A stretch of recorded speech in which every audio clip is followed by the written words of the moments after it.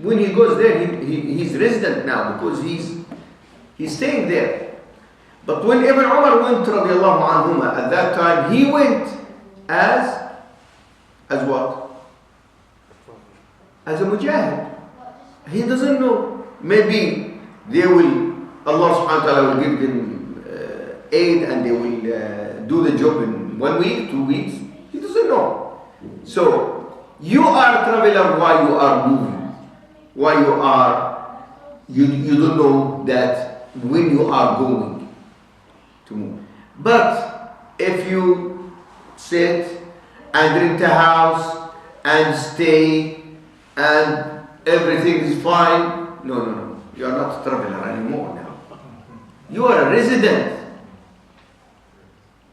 So please, if you see any of these brothers who are still, going with this fatwa, just remind them. And I read a very, very beautiful research by a brother. I'll tell you his name.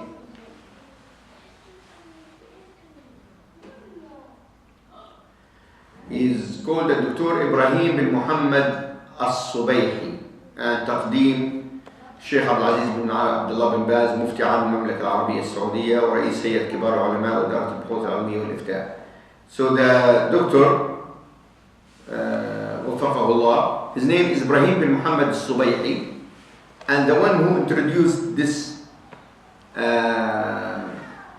excellent research was Sheikh Ahmed Al-Nashash bin Baz, rahmatullah alayhi. He was the General Mufti of Saudi Arabia at that time and the leader of Hayat Kibar Al-Ulama, the committee of the great scholars in Saudi Arabia. And he discussed all the matters in that research, and he concluded that according to all the hadith and all the evidence that the people used in this matter, the traveler is the one who's moving, who's not staying. He doesn't know how long he will stay. And the resident, the one who knows, he came for a certain period and stayed there. So, and this is contrary to what Sheikh said earlier. Now, there is another scholars, they spoke about this matter, so I'll just mention to you what they say. Ibn al-Qayyim says the Messenger of Allah ﷺ stayed in Tabuk for 20 days, and during that time he shortened his salah and did not say that one may not shorten his salah if he stays longer than that, although there is no agreement that he did stay there for that period of time. In Sahih Bukhari it is recorded that Ibn Abbas said the Prophet ﷺ stayed during some of his journeys for 19 days and he prayed only 2 rak'ahs. And they explained that all this time he was a traveler, sallallahu alaihi wasallam. He wasn't a resident. If we stayed in a place for 19 days, we would not pray the complete salah. However, if we stayed longer than that, we would perform the whole salah. This is what Ibn Abbas said. This was the opinion of Ibn Abbas. So if I'm going to a place and I don't know how long I am staying, so if I stayed for 19 days, I will shorten. After 19 days, I will pray full. This is the opinion of Ibn Abbas. But there is another opinion. Ahmed states that Ibn Abbas was referring to the Prophet ﷺ's stay in Mecca at the time of its conquest, when he said the Messenger of Allah stayed in Mecca for 18 days during the time of the conquest, as he had to go to Hunayn and was not planning to stay there. So remember this. So all these 19 days, Nabi Sallallahu Alaihi Wasallam wasn't planning to stay in Mecca. It was because when he went there, Nabi Sallallahu Alaihi Wasallam, he doesn't know how long this will take. It might take 1 week, 2 weeks, 3 weeks, Allah knows. But Allah subhanahu wa ta'ala made Fath Mecca, the conquest of Mecca, easy, simple. So it was, the whole journey and the stay with the Prophet ﷺ in Mecca was 19 days. Some scholars, some hadith say 17. So why they said 17? They did consider the first day and the last day, when he arrived and when he left. And this is his interpretation of Ibn Abbas' statement. Others say that Ibn Abbas was referring to the Prophet staying in Tabuk, as Jabir ibn Abdullah said. The Messenger of Allah stayed in Tabuk for 20 days and performed Qasr Salah. Imam Ahmad related this in his Musnad. Al-Miswar ibn Makhrama reports, we stayed with Sa'd in some of the cities of Asham, Syria for 40 days, and Sa'd would perform Qasr. Again, that was because they still are travelers. They didn't stay, they are not travelers. Nafi relates Ibn Umar was in Azerbaijan for 6 months as there was snow blocking the path, and he would pray 2 rakats. Hafs ibn Ubaidillah says Anas ibn Malik stayed in Asham for 2 years and he prayed the salah of a traveler. Anas relates the companions of the Prophet ﷺ stayed in Ram, Hormuz for 7 months and they shortened their salah. Again, remember brothers, all these talking about people who are not resident. Al-Hasan reports, I stayed with Abdurrahman ibn Sumra for 2 years in Kabul and he shortened his salah but he did not combine the salah. He was shortening but not combining. Again, they were not residents. Ibrahim says, we reside in Rai for a year or more and in Sijistan for 2 years and we prayed Qasr. This is the guidance of the Prophet ﷺ and his companions and this is the correct position. Now, this is all these hadith talking about people who were there, and they are not resident. They are, for a mission. They don't know when this will finish. They might finish tomorrow. They might, and some of them were mujahideen in the battlefield and all of these things. Concerning other periods which people follow Imam Ahmad say, and this is the most authentic one which I will say now. If a person intends to stay for 4 days, he has to offer the whole salah and he may offer qasr if his intention is for less than that. And they are relying, Imam Ahmad, how he came to this opinion. Imam Ahmad came to this opinion according to the hadith talks about Hajjatul Wada, that how long the Nabi ﷺ was in Mecca. How long? And they calculated and they found that Prophet ﷺ was there for 5 days or 20 or 21 salah. So when we are talking about 20 or 21 salah, this means 4 days. So if you are intending, this is the opinion of Imam Ahmad and this is the most authentic opinion, that if you are going to a place and your intention to stay less than 4 days, then you pray qasr. You pray qasr. If you are intending to stay more than 4 days or more than 21 salah, then you pray full salah. So again he said, if a person intends to stay for 4 days, he has to offer the whole salah and he may offer qasr if his intention is for less than that. This is based on an interpretation of the report from the Prophet ﷺ and his companions.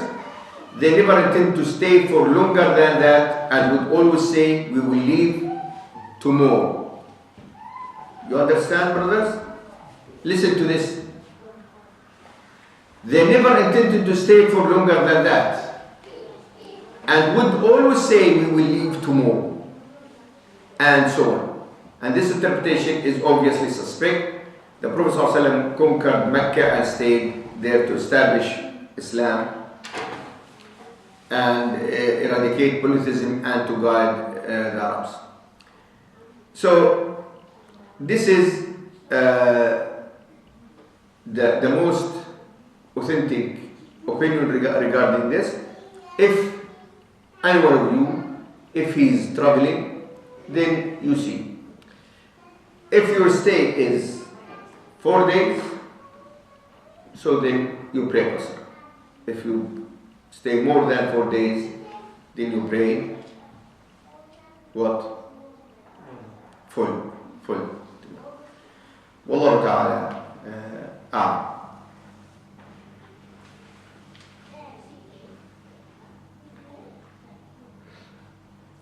Now there is other opinions of other, just to give it to you.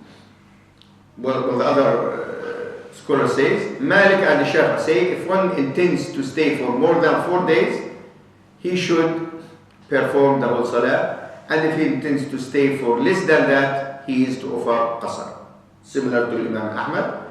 Abu Hanifa holds, if one intends to stay for 15 days, he should do the qasr. If he intends to stay for less than that, he should not shorten the salah. This is also the opinion of Al-Layth ibn Sa'd, and it has also been related from 3 companions, Ibn Umar and Ibn Abbas.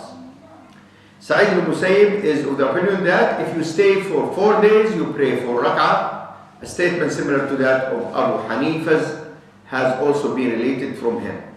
Ali ibn Abi Talib says that if one stays for 10 days, he is to perform the whole salah, and the same has been related from Ibn Abbas. I just mentioned to you the different opinions, but the conclusion of all these and the most authentic one is the 4 days.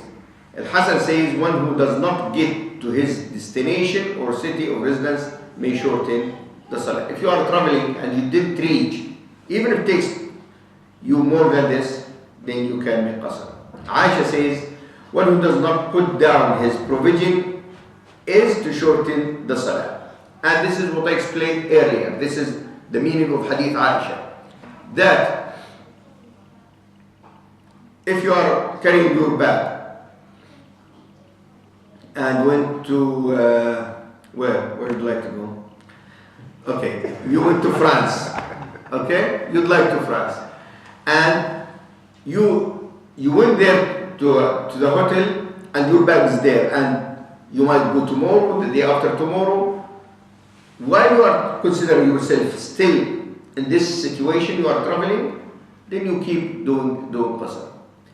The most important thing, when you intend exactly how many days, fixed date. When it is fixed date, then these 4 days applies. When there is no fixed date, then it is open.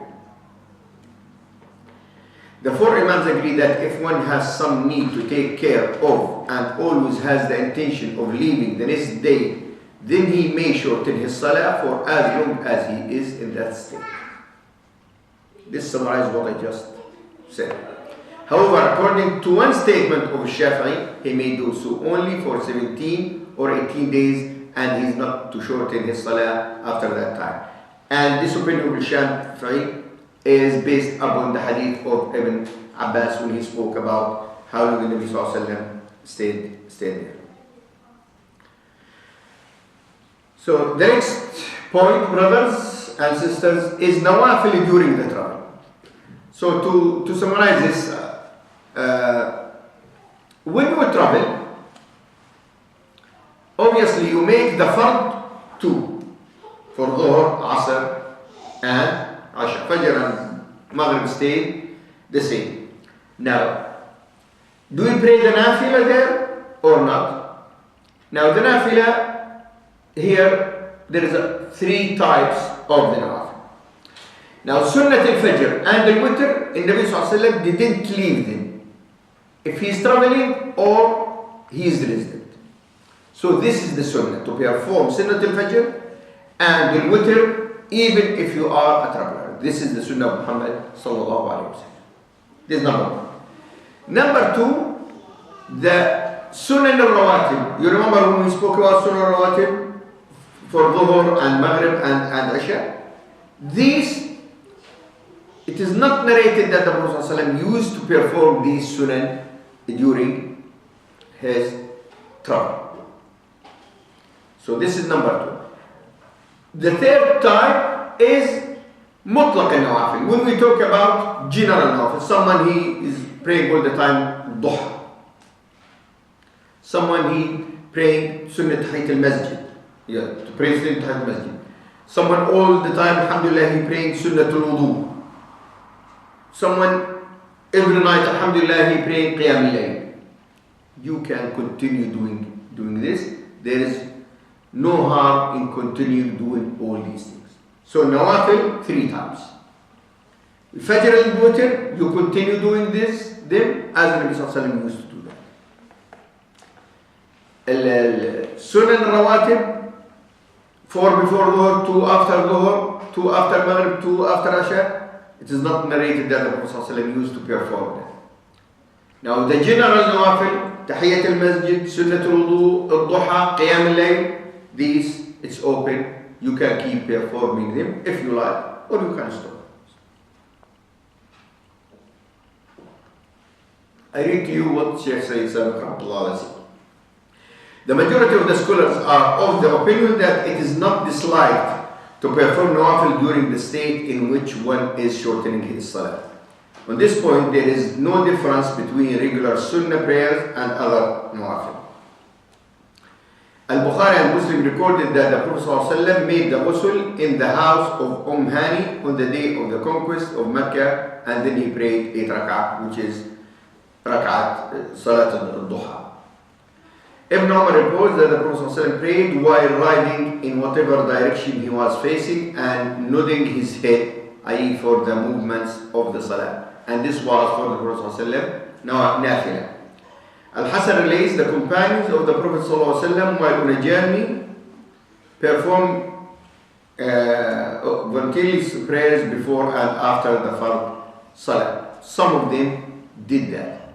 Remember this, not the Prophet ﷺ. Ibn Umar and others are of the opinion that there is no nawafil before or after the Fard Salah, except for during the middle of the night. And look at this hadith. He saw some people praying after the Salah and said, Ibn Umar, if I were to pray, I would have performed the whole Salah, as obviously that would have taken preference. The understanding of Ibn Umar. So he prayed and he found some people stood and started praying Nafila. And he said, what are you praying? They said, Nafila. He said, if I'd like to pray Nafila, I complete the Salah. Because Fard is preferable more than the Sunnah.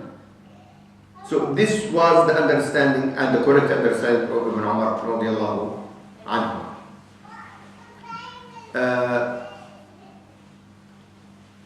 Then he said, oh nephew, I accompanied the Messenger of Allah. This is where he got the opinion. Oh nephew, I accompanied the Messenger of Allah on journeys, and he never prayed more than 2 rak'ahs until Allah took his soul. So he used to make the qasr. And I accompanied Abu Bakr, and he did not pray more than 2 rak'ah. He also mentioned the name of Umar and Uthman.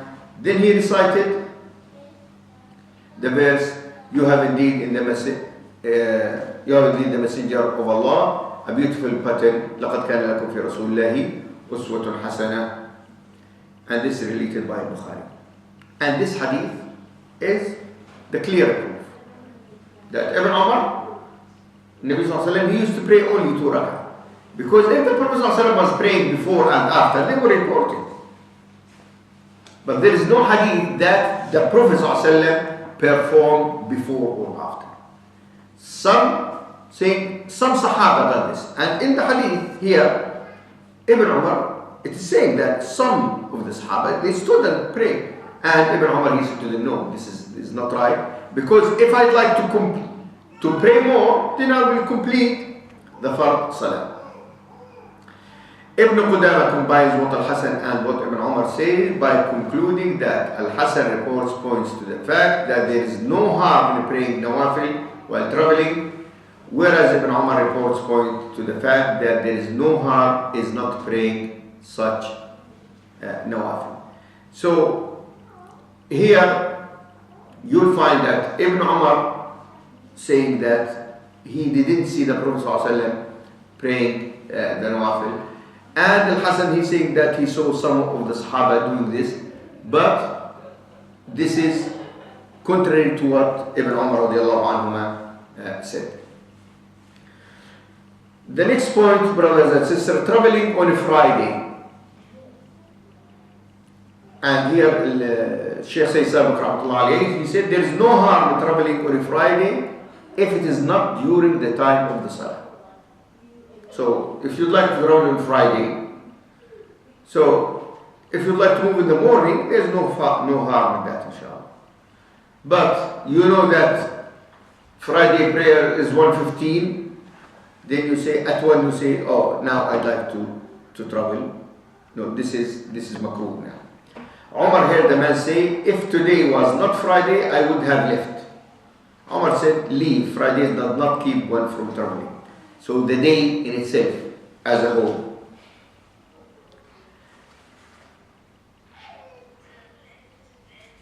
Abu Ubaidah traveled on a Friday and did not wait for the Salah.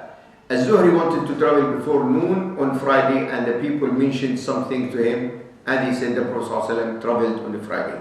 So, general rule, to travel on Friday, it is permissible, but you have to avoid to start the travel in the time of the Salah, after that.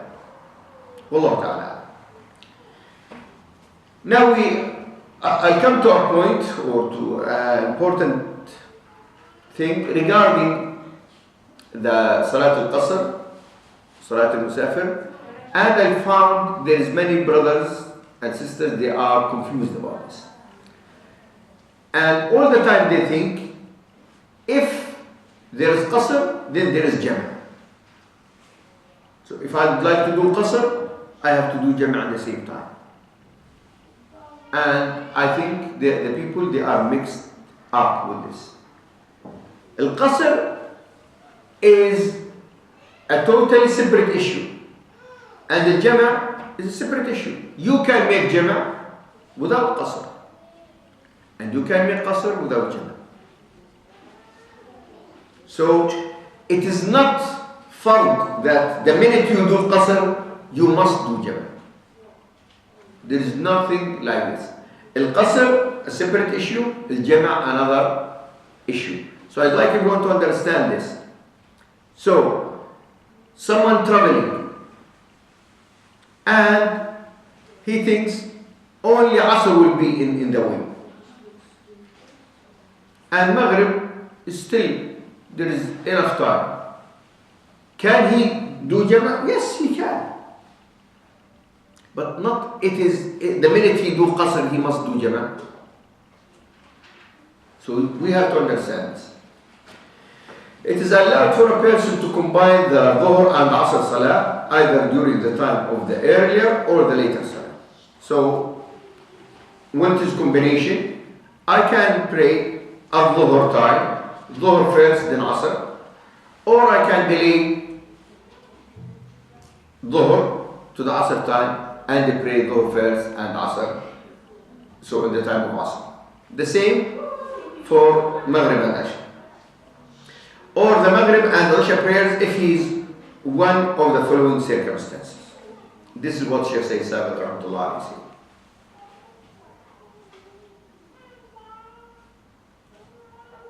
Number 1.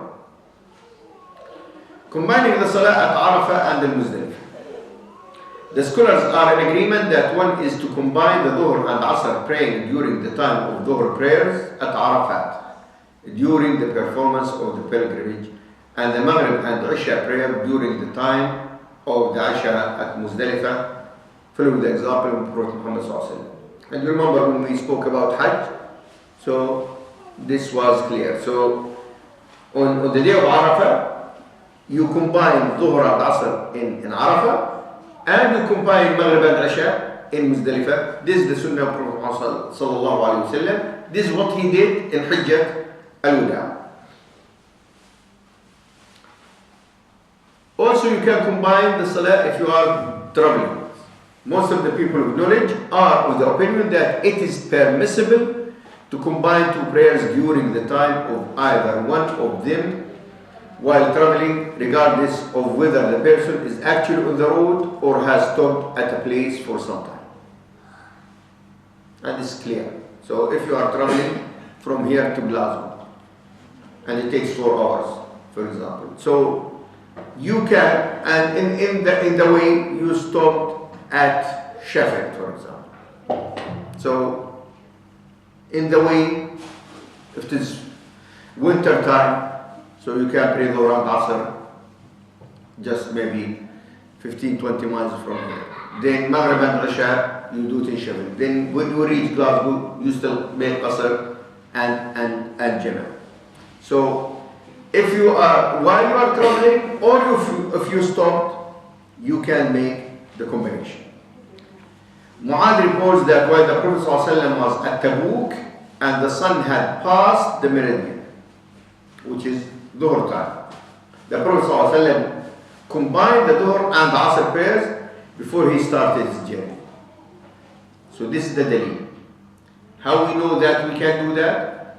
This is hadith from Mu'adh bin Jabal radiallahu anhu, when he spoke about when Nabi ﷺ was in Tabuk. That passed the meridian, so this means it was Dhuhr time. So Nabi ﷺ prayed Dhuhr and Asr together, and then he started the journey.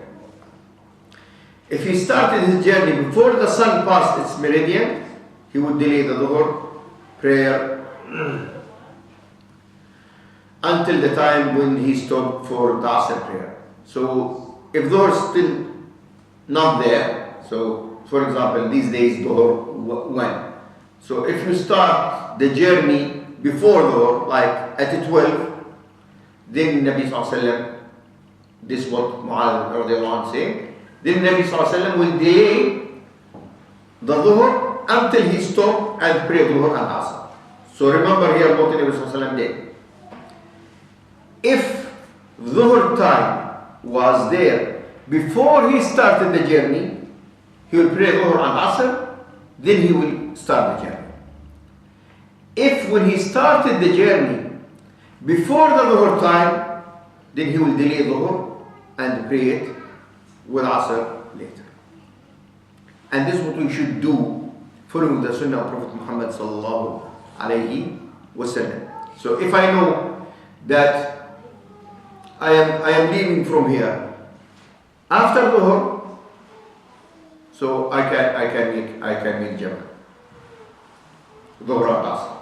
But if I know that I am leaving at 11, so I'll make the Jama with Dhuhr and Asr when I arrive or during the way. So let us read the hadith again. Mu'adh reports that while the Prophet ﷺ was at Tabuk and the sun has passed the meridian, the Prophet ﷺ combined Dhuhr and Asr prayers before he started his journey. If he started his journey before the sun passed its meridian, he would delay the Dhuhr prayers until the time when he stopped for the Asr prayer. He would do likewise for the Maghrib prayer. If the sun set before he began his journey, he would combine the Maghrib and the Isha prayers at that time. If he began a journey before the sun had set, he would then combine them at the time of Isha. And this is related by Abu Dawood and the Tirmidhi, who call it Hasan. So this is the way of Prophet Muhammad ﷺ, depending when you combine.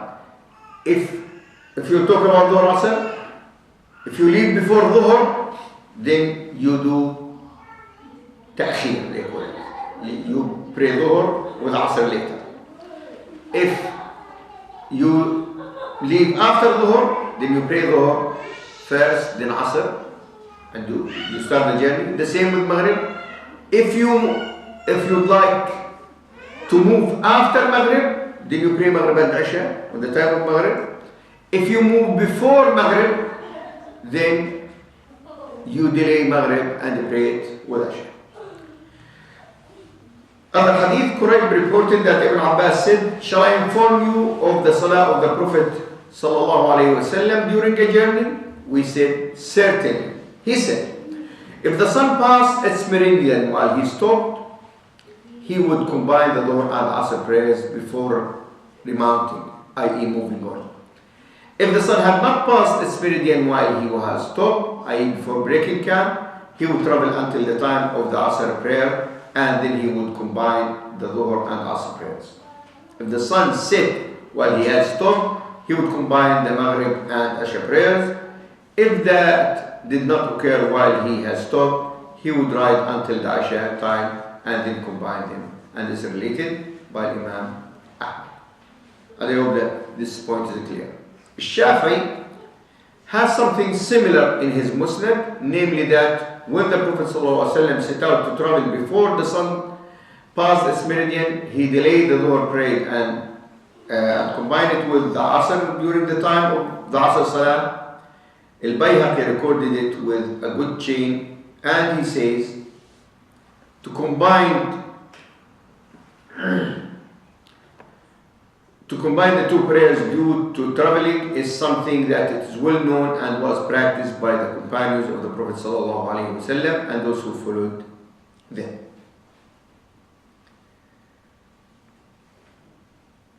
Commenting on this report, Shafi'i says his statement, "Then he returned and left again," only refers to a situation where the Prophet ﷺ was staying in a certain place, i.e. he was not traveling from one site to another. Imam Malik records in Al-Muwatta from Mu'adh that the Prophet ﷺ delayed his salah one day during the Battle of Tabuk and then went and prayed the Dhuhr and Asr prayers together. Then he returned and went back again and said the Maghrib and Isha prayers together. So all these hadith, brothers and sisters, is to support that it was the practice of the Prophet ﷺ that he combined his prayers. Ibn Qudama mentioned the preceding hadith and writes in Al-Mughni. Ibn Abdul Bar said that the hadith is sahih and its chain is confirmed. The people who are familiar with the life history of the Prophet ﷺ say that the Battle of Tabuk took place in the 9th year of Al-Hijrah. This hadith is a clear proof and the strongest evidence against those who claim that one can only combine this hadith is a clear proof and the strongest evidence against those who claim that one can only combine the prayers while one is actually moving from one side to another, as the Prophet ﷺ was settled and was not traveling, since the Prophet ﷺ was staying in his tent and would come out and combine two prayers and then return to his tent. Muslim recorded this hadith in his Sahih and stated he would pray the Dhuhr and Asr together and the Maghrib and Isha together. One must follow this hadith as it is a confirmed to the authentic hadith and is a clear statement on this rule, and there is nothing which contradicts it. So all these hadith, brothers, confirms that combination when you are traveling, here we are talking about traveling, is the Sunnah of Prophet Muhammad ﷺ, and he practiced it in his life, inshallah. Inshallah, after Isha we'll complete this subject. Subhanakallah wa bihamdika, la ilaha illa anta, astaghfiruka wa atubu ilaik.